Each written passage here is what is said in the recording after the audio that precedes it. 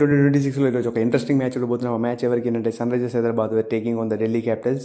And ఈ match చూసుకున్నట్లయితే హైదరాబాద్లో రాజీవ్ గాంధీ స్టేడియంలో ఆడబోతున్నారు. అండ్ రీసెంట్ ఫామ్లో చూసుకున్నట్లయితే సన్ రైజర్స్ వాళ్ళు మ్యాచ్ విన్నింగ్తో వస్తున్నారు. అలాగే ఢిల్లీ క్యాపిటల్స్ కూడా అదే రోజు జరిగినటువంటి ఆర్సీబీతో ఒక థ్రిల్లింగ్ విక్టరీ కొట్టేసి వస్తున్నారు. సో ఇద్దరు కూడా విన్నింగ్స్ స్ట్రీక్స్తో వస్తున్నారు కాబట్టి ఏ టీం కూడా లూజ్ అని చెప్పుకోలేము. అండ్ మెయిన్లీ ఇక్కడ టాస్ విషయానికి వస్తే టాస్ గెలిచిన టీం ఎవరైనా ఫస్ట్ చేజింగే తీసుకుంటారు. బట్ ఇనిషియల్గా చూస్తే మనం సన్ రైజర్స్ సిఎస్కే మ్యాచ్లో చూసాం. సిఎస్కే వాళ్ళు 190+ టార్గెట్ని కూడా స్కోర్ చేయలేకపోయారు. వాళ్ళకి ఇనిషియల్గా స్టార్ట్ బాగా వచ్చినా కానీ మిడిల్ ఓవర్స్లో వాళ్ళ బ్యాటింగ్ కొలప్స్ వల్ల కానీ అలాగే సన్ రైజర్స్ హైదరాబాద్ బౌలర్స్ వల్ల వేసిన ఒక మంచి స్పెల్స్ వల్ల కానీ ఆ మ్యాచ్ అనేది సన్ రైజర్స్ వల్ల గెలవడం చూసాం. అండ్ ఆన్ ద పేపర్ చూసుకున్నట్లయితే ఈ మ్యాచ్లో ఢిల్లీ క్యాపిటల్స్ వాళ్ళు స్ట్రాంగ్గా ఉన్నా కానీ ఆఫ్ ద పేపర్ అండ్ ప్రస్తుతం ఉన్న ఫామ్లో చూసుకున్నట్లయితే సన్ రైజర్స్ హైదరాబాద్ వాళ్ళు 2-2 విక్టరీస్ కొట్టేస్తున్నారు కాబట్టి ఇద్దరికి 50-50 కాంట్రిబ్యూషన్ అని చెప్పుకోవచ్చు.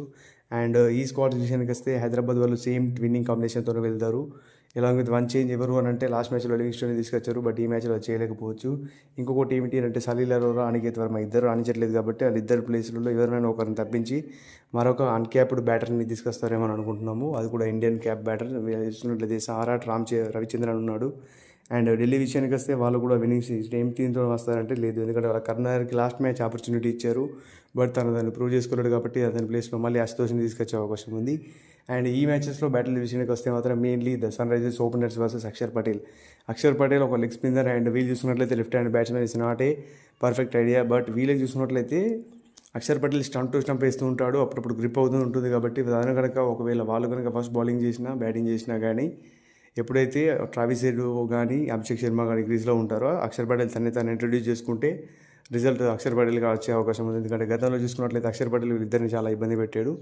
So he was been the crucial factor match deciding అని చెప్పుకోవచ్చు. అండ్ అనదర్ ఇంపార్టెంట్ బ్యాటిల్ చూసుకున్నట్లయితే ఇషాన్ కిషన్ వర్సెస్ నటరాజన్.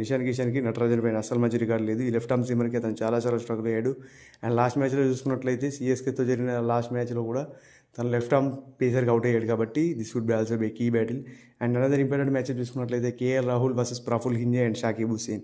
ఈ ఇద్దరు కూడా ఒక డెబ్యూటెంట్లోనే అరంగేట్రం చేసి అలా ఎక్సలెంట్ రికార్డ్ని కొలగొట్టుకున్నారు. బట్ లాస్ట్ మ్యాచ్లో చూసుకున్నట్లయితే ప్రఫుల్ హింజేని మాత్రం చాలా ఉచితక బాధ అని చెప్పుకోవచ్చు. సిఎస్కే వాళ్ళు మెయిన్లీ 4 ఓవర్స్లోనే 60 రన్స్ దాకా తీసుకెళ్ళిపోయారు.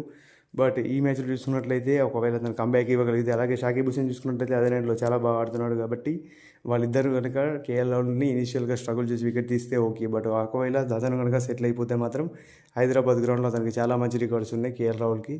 So it will also a match deciding battle. And mainly ఈ మ్యాచ్లో చూసుకున్నట్లయితే ద టాప్ మోస్ట్ బ్యాటిల్ ఎవరికంటే Heinrich Klaasen versus Sunrisers. Total batting అంతా ఒక ఎత్తు అయితే స్పిన్నర్ ఆడడంలో హెన్రిచ్ క్లాసెన్ ఒక ఎత్తు. అండ్ ఈ క్లాసెన్కి ఆపోజిట్గా కుల్దీప్ యాదవ్ మరియు అక్షర్ పటేల్ ఎలా ఆడతారు చూడాలి, ఎందుకంటే వీళ్ళిద్దరికి అగేన్స్ట్గా తన రికార్డ్